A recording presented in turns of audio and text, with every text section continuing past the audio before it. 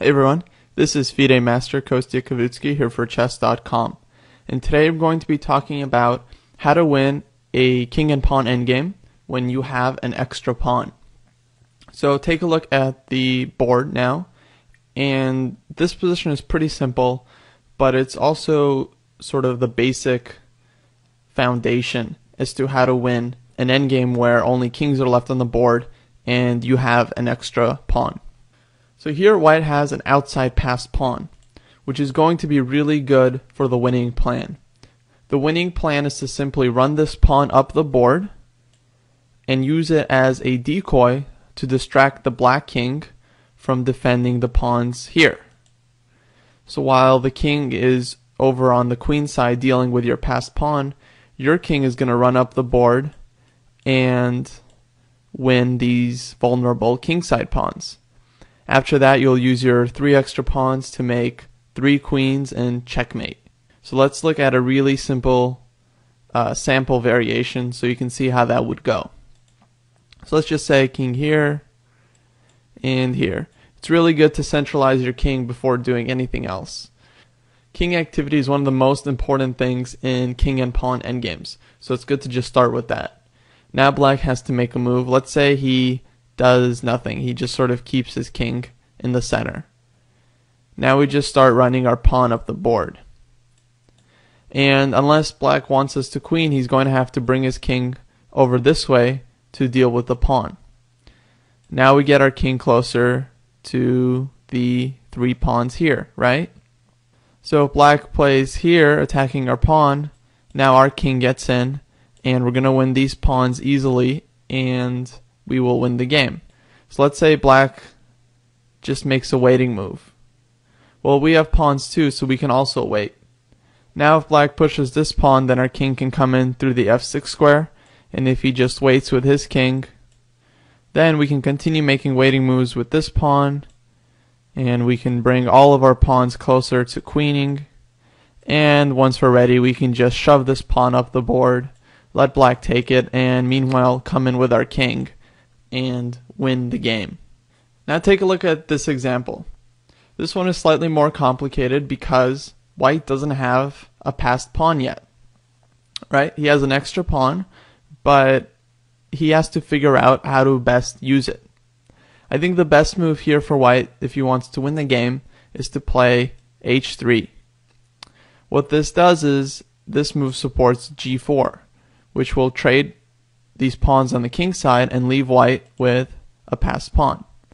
After that, white can do that plan we talked about where he just uses that passed pawn as a decoy while his king runs to the other side of the board and wins these 2 pawns and then queens these pawns. Black does not have nearly enough time to go after your pawns here on the queen side.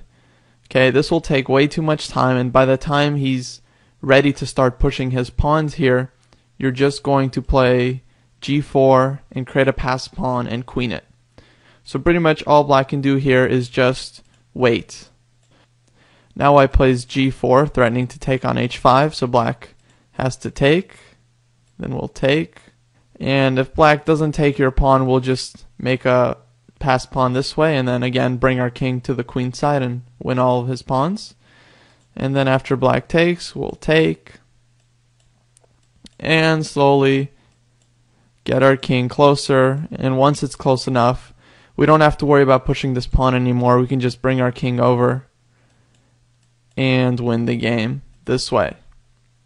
There's no way black will ever be able to save his pawns when our king is so much closer than his. Now take a look at this next example. White again has an extra pawn, but this time he can't do anything with it. Whenever white tries to play b4, black will just take it, and then his king will easily guard against the c pawn.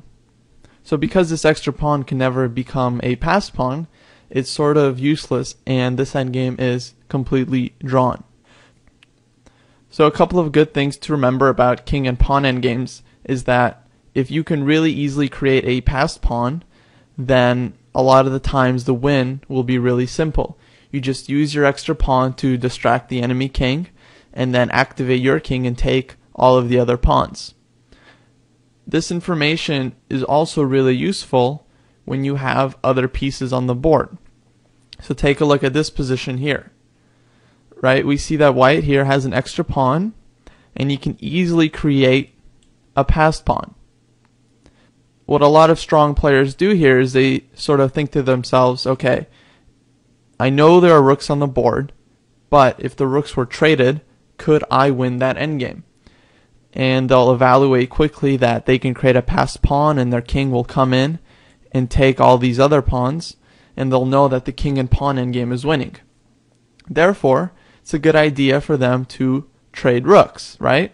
So a lot of strong players will play this move after considering all of that, giving check and forcing a trade of rooks. The less pieces there are on the board, the simpler it is to win an endgame when you have a passed pawn. And this is especially true when there are only kings left on the board. So knowing that, you can decide to trade pieces favorably and set yourself up for a great endgame with an extra pawn where you have fantastic winning chances. If you're defending an endgame, you're trying to make a draw and you're down a pawn, then this lesson is also really good for you because you know that you should try to not trade pieces. The more pieces you can keep on the board, the more complicated it is, and the less chances your opponent will have of using his extra pawn to win the game. So with that, I wish you the best of luck in your endgames, and hopefully you can develop some really great endgame technique. Thanks a lot for listening, and I'll see you around on chess.com.